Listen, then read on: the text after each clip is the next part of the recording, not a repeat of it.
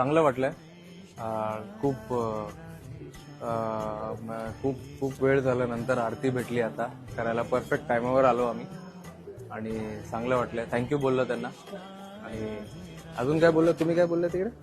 जे बोलायचं बोललं त्यांना. बोललं तिकडे फक्त थँक्यू बोलून आले. येत असतो आम्ही इकडे रेग्युलर. बाबांना माहिती आहे ते काय बोललो मी आता. नाही, फक्त थँक्यू बोलायला आलो आम्ही.